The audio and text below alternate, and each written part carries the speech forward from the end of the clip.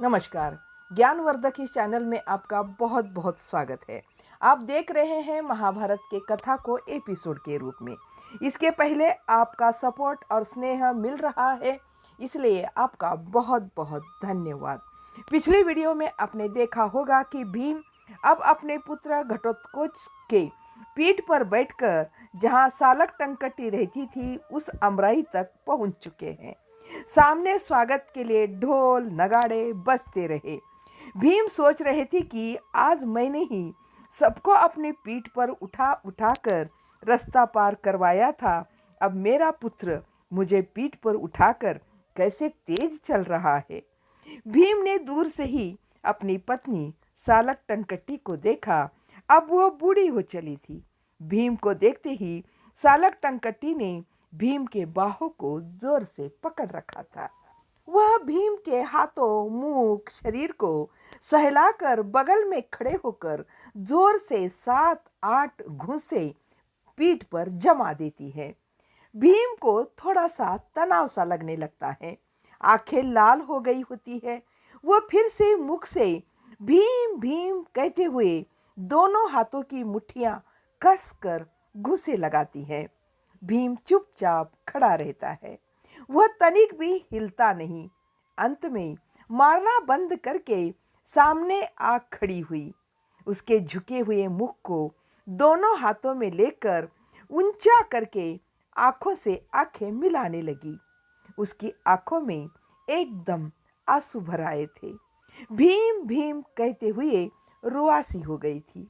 उसकी दाई बाह पर एक और जोर का गुस्सा जमा दिया। तभी सामने के एक पेड़ से एक युवती उतरी। राक्षस स्त्री की भांति भरी पूरी शक्तिशाली स्त्री थी। दूसरों की अपेक्षा वह ज्यादा लंबी चौड़ी थी। दूसरी राक्षस स्त्रियों की भांति कमर में चमड़ा लपेटी थी। गले, बाहों और पाहों में हाथी दांत के कड़े थे और चमकते पत्थरों की मालाएं। गले में कल की पहनी फूलों की माला मुरझा गई थी। उतरते हुए बाई बाह में एक बच्चे को थामे थी। भीम देखते ही समझ गए कि ये घटोत्कच की पत्नी है और ये बच्चा उसी का है। पास आकर उसने बच्चे को भीम के पांवों पर सुला दिया और अपना मुख उसके घुटनों तक झुकाकर खड़ी हो गई। भीम ने पूछा, तुम्हारा क्या नाम है? उसने कहा, कमक टंकटी। भीम ने बच्चे को उठा लिया।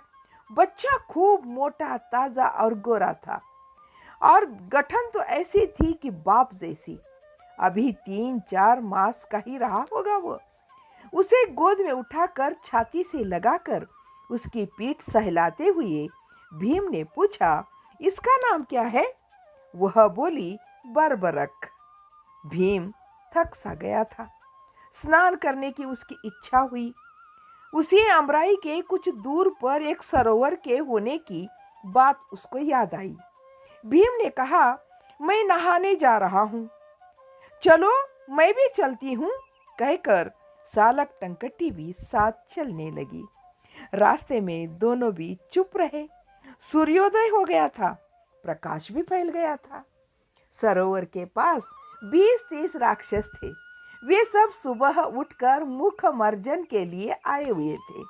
सालक टंकटी को देखते ही वे सब दूसरी ओर चल दिए।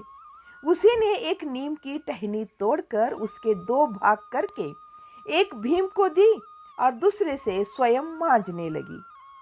भीम को भीतर ही भीतर कसमसाहट होने लगी थी। दांत मांजते हुए भीम ने पूछा, तुम मेरे साथ आ गई हो, तुम्हारा पति चुप रहेगा? वह कहती है, मेरा पति दूसरा कौन है? भीम ने फिर पूछा, यानी विवाह नहीं किया? पर घटोत्कच ने तो कहा था कि ये चारों भाई मेरे ही हैं। सालक टंकटी ने तुरंत उत्तर नहीं दिया। नीम की दातून फेंक कर कुल्ला करके गला साफ करके मुंह धोकर उसके पास आकर उसकी दोनों बाहें थामकर उसके मुख की ओर देखते हुए बोली, पिता यदि 1 वर्ष तक नहीं आता तो उसे मरा मानकर दूसरी शादी कर लेना हमारी पद्धति है। क्या तुमने वापस आने की बात कही थी? फिर भी मैंने 4 वर्ष प्रतीक्षा की। महारानी के ये ढेर से बच्चे ना हो तो ये राक्षस कुल चुप रह जाते हैं।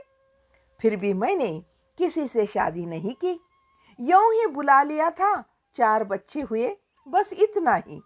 भीम सिर झुकाए चुपचाप खड़ा रहा। थोड़ी देर बाद भीम न हाथ छुड़ाकर मुंह की दातुन फेंक कर मुंह धोया। बाद में पानी में उतरकर तैरने लगा। उसकी ओर मुड़कर देखा तक नहीं। पानी में उतरने से जोर से लहर उठी थी। उसी लहरों के साथ भीम आगे बढ़ रहे थे। सालक टंकटी ने आवाज दी, जरा मुड़ो तो। सालक टंकटी भी पीछे पीछे तैरती हुई आ रही थी। भीम जरा धीमे हो गए थे। पास आने के बाद वो बोली, तुमने वापस लौटने का वचन तो नहीं दिया था ना? वह फिर आगे बोली, मैंने सुना था कि तुम जुए में हारने के बाद तुम 5 जंगल में थे। जब जंगल में ही रहना था तो वो 12 वर्ष यहाँ आकर तुम लोग नहीं रह सकते थे? क्या ये जंगल नहीं है? क्यों नहीं आए? तुम्हारी मान मर्यादा को मैंने कभी ठेस नहीं पहुंचाई, फिर भी मैं तुमको कभी पसंद नहीं आई। भीम सोचने लगा। उसके पास इस प्रश्न का कोई उत्तर नहीं था। एक बार भी हमारे दिमाग में यहाँ आने की बात क्यों नहीं आई होगी? पता नहीं क्यों। क्या द्रौपदी का साथ ही इसका कारण रहा होगा? माँ की तो कोई गलती नहीं थी। भीम को ऐसा लगा मानो उसके सिर में कोई कीड़ा घुस गया हो। शर्म लगी। दोनों भी चुपचाप पानी में धीरे धीरे हाथ पैर फैलाए जा रहे थे। थोड़ी देर बाद वह बोली, तुम थक गए हो? इतनी दूर से आए हो? कितने दिन का प्रयाण था? ऐसा लगता है कि तुम में पांव चलाने की भी शक्ति नहीं है। किनारे पर चलो, जरा शरीर मल देती हूँ। ऐसा कहकर भीम को खींचकर एक किनारे के पत्थर पर बिठा देती है और पत्थर लेकर भीम की छाती, बाहें और पीठ पत्थर से रगड़ रगड़ कर पानी डालकर धोने लगी थी।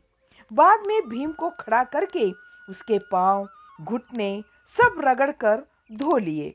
फिर अपने गीले शरीर को सुखाती हुई भीम को लेकर अमराई की ओर चल पड़ी।